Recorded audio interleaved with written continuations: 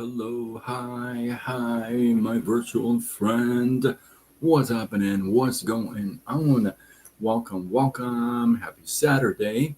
In hopes that you squeezed more out of your day than the day squeezed out of you.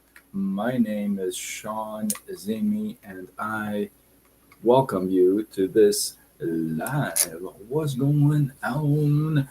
Hey, you know, I have to admit, I haven't been really practicing this lately as much as I used to ever since I kind of stopped posting on social media. Because the content I was posting, it was actually challenging myself. So, what am I talking about? Talking about speaking well. See, you can talk good, but that's not the same as speaking well. Now, is it? Now, I'm going to give you five things that can help you and I both to speak well, right? And I think it's such a powerful, um,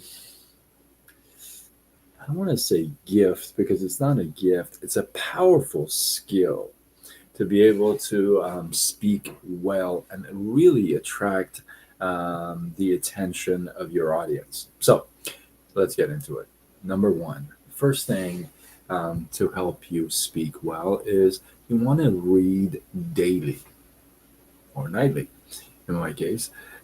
Reading exposes you to um, better vocabularies, better sentences, thoughts, right? And it really helps with expressing your ideas. You get ideas of how you can express your ideas. And the goal is consistent exposure to clear thinking and language. That's what the reading does.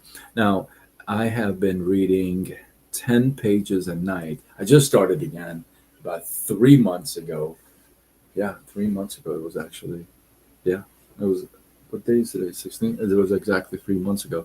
So 3 months ago, I started to read again. I used to read 10 pages a night every night for a couple years, and then I don't know why I stopped. I stopped, and then I picked it up again 3 months ago. But I can tell I could absolutely tell the difference in my speaking and word choices in the time I was not reading and the time that I am back at reading. It has completely changed, and I enjoy it. It gives you so many better ideas of words and sentencing and putting thoughts into words. So it's not about using these big, ginormous words that nobody understands. It's about putting them together in a way that really draws the attention of your audience. And that's the big deal. Okay. I think I killed that point. Number two is you want to practice speaking without filler words. Now, when you speak, you say or you say, you know. How many of you have heard a speaker or two um, keep repeating a couple of words every other sentence? Like they say a sentence and then they say, you know, they say a sentence and they go, you know, right? I noticed the other day somebody was keep repeating genuinely. I genuinely, this genuinely. So thank you for the follow. I appreciate you. I'll be sure to reach out right after this. And so you want to eliminate and practice eliminating those words. You can kind of pause instead of saying you can pause, right? And you can eliminate also like, right? A lot of people say, oh, like this, like that, like this, right? So practice speaking without filler words. Hello, hello, what up? So number three, this may be a tough one. This was definitely a tough one for myself because I stutter and I never really wanted to hear myself speak, right? And so number three is record yourself speaking. Recording yourself speaking helps you notice habits you're unaware of. It'll help you pick up and hear you yourself repeating filler words, and it'll annoy yourself so you can actually um, work with your own speech, right? That's kind of the fastest way to improve how you speak, how you can communicate, because nobody else is going to be um, pointing out everything, right? Because you're going to hear your own voice and it has a big effect. Because it also, you can also sense your tone of voice, your pauses, where you stuttered or you didn't, or and you can always engage those things, and it's kind of fun. It's kind of fun, and you'd be surprised how you sound to yourself. Yeah, I mean, I know the first time I heard myself, I'm like, what the? That was kind of weird, right? Let's see. Viv- Villy 1005 on YouTube says, so true. Reading really expands and makes your speech patterns more clearly. I just finished The Obstacle is the Way by Ryan Holiday. I love that book. I have read that book, and I'm a big fan of Ryan. I'm a big fan of him. And good job. That's very cool.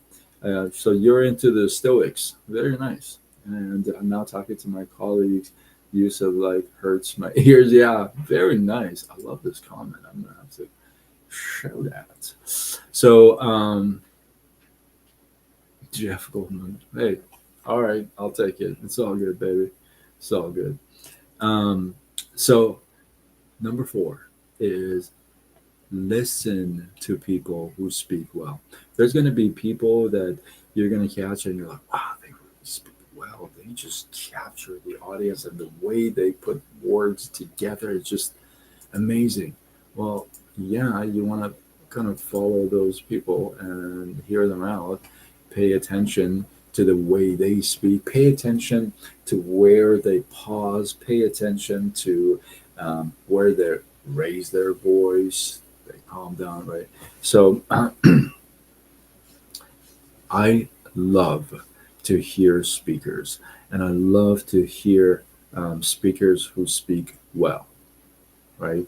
So I love podcasts and I love live interviews, and I really appreciate that. And I always watch for these good speakers. I always watch and I try my best to pick up their strategies and kind of where they did this, they did that, what kind of a word choice did they use, right?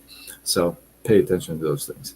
And number five, the last one, you may be surprised by this one, but this one is slow down when you speak. Now, I mentioned that I stutter, and there was a time that I used to speak really fast because I thought if I speak faster, then I can just go through it, you know, and not have to worry about the stuttering thing. And it worked for a while, but then um, not my style anymore. I actually love speaking slower and putting